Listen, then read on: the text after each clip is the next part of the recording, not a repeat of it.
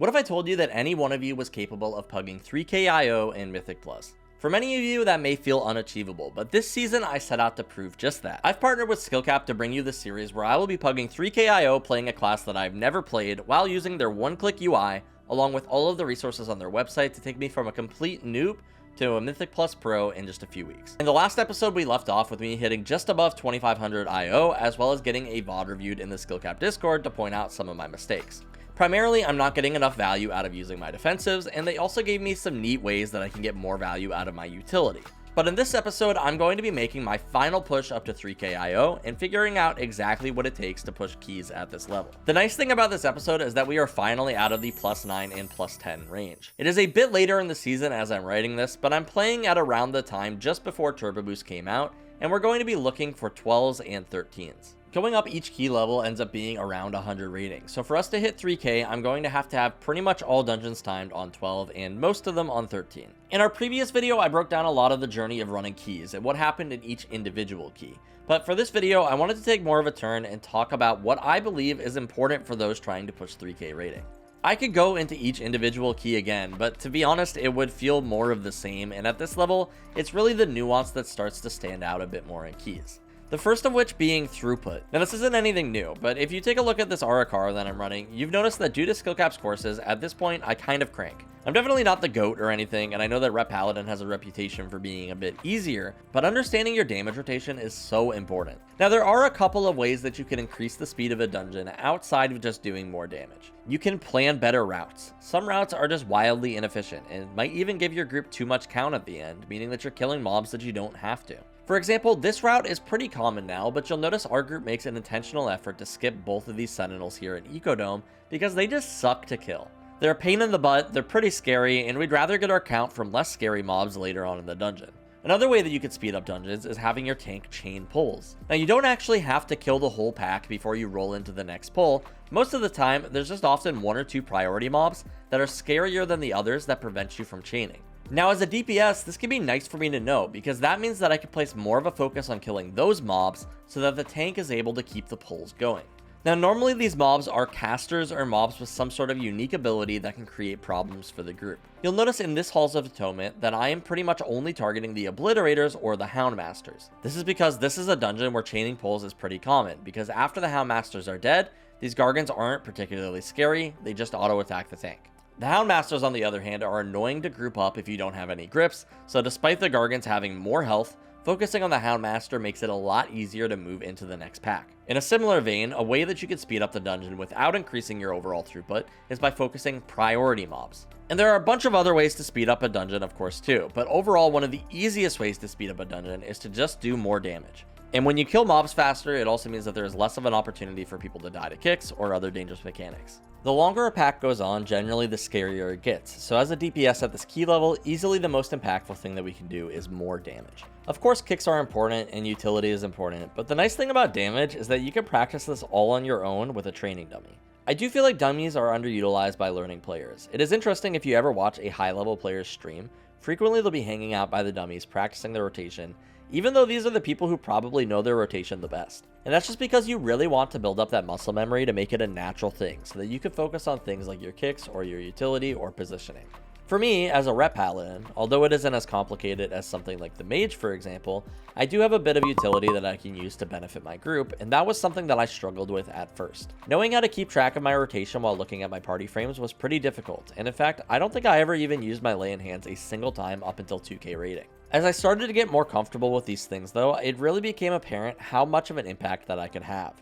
I enjoyed this part of Ret so much, in fact, eventually I even spec'd into a reduced cooldown of Hand of Sack, letting me external someone once every minute in these later keys. I don't think my rotation was particularly hard, but I do think a lot of what sets a good Rep Paladin apart from a great one comes down to how much impact that they can have with their utility. Seemingly every single Rep Paladin that I see does damage. It is easy to do damage on Ret, but it's not easy to always know the moments in dungeons where they are dangerous and when extra healing might be needed, or when someone else might be in danger when an overlap is happening. Now it's funny to me with all the discussion around AUG and maybe adding another support class, in many ways, at least to me, Ret kind of feels like a support class to play. I did find that it helps me a ton though to know when these externals are likely to be needed so that I know what moments I should be looking to help. Take for example this pull after the Halcus boss in Halls of Atonement. This is a triple Reaver pull with a dozen ankle biters and a few obliterators worked in. Now this is traditionally a very scary pull for a few reasons. The first is that ankle biters will leap onto random targets and place a stacking dot on them that can really deal a lot of damage if you get too many stacks. Along with this, the Reavers actually place a mortal strike on the tank that reduces the healing received as well as just hits really hard. And then on top of that, the obliterators need to be kicked or CC'd, otherwise they will have a deadly cast that can go off and kill someone, especially if they already have a few stacks of that bleed. So all of these things together end up creating a pull that oftentimes will brick your key if you're not careful. That's why you'll see at the start of this pull, I place my focus target on the obliterator and land a quick kick. And then as soon as the second set of ankle biters comes in, I notice our shaman gets 3 stacks of the debuff and is quickly losing health. So I throw out a hand of sack on him.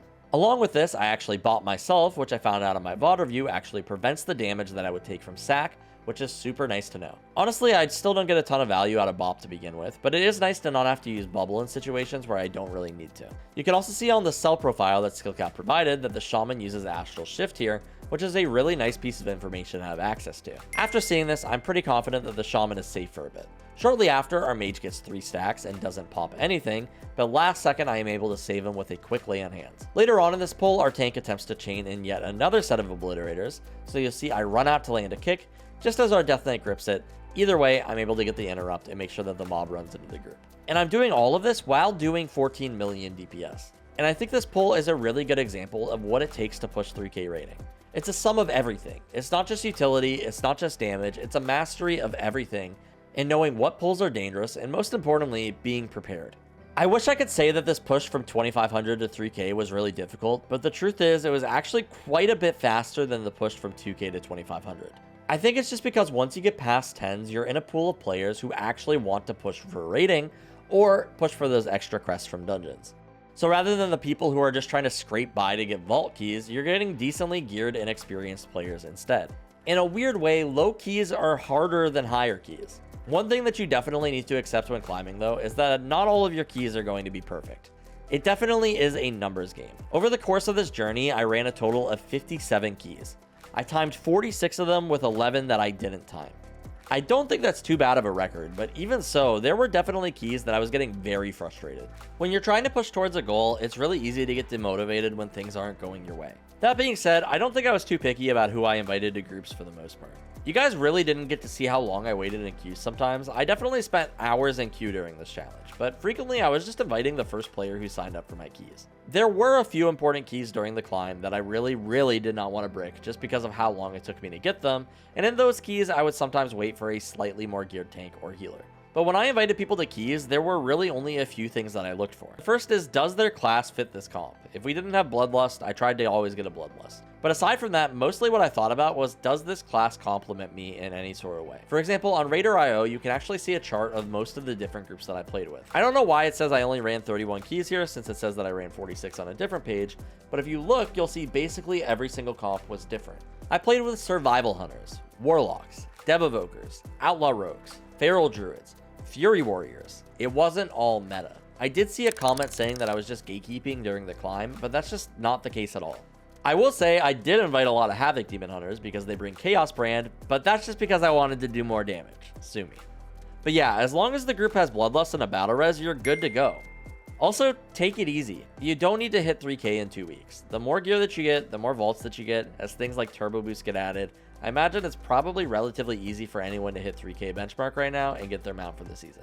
And I've personally got to say that after using Skill-Cap's UI all the way to 3k rating, it's really grown on me.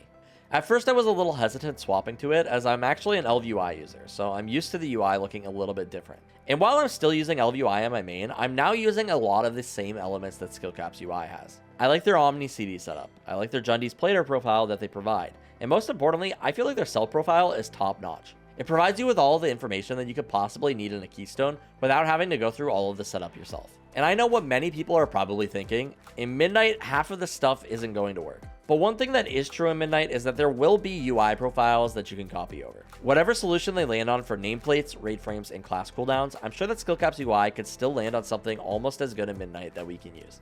For now, I'm probably going to keep using my ElvUI setup on my main, just because I'm used to it, but for my Rep Paladin and any characters that I decide to level going forward, Honestly, this setup feels awesome, and I've already been using it on my new remix characters. That's going to do it for me today, though. If you guys would like to see my previous Zero to Hero on Skill-Cap's channel during Dragonflight, I still think a lot of it is relevant, and I was definitely a bigger noob back then, so I highly recommend checking it out. And other than that, I appreciate you all for watching. Click that link below if you want to get access to Skill-Cap's one-click UI before the season ends, and you lose out on your chance to get your season rewards. I'll see you guys next time.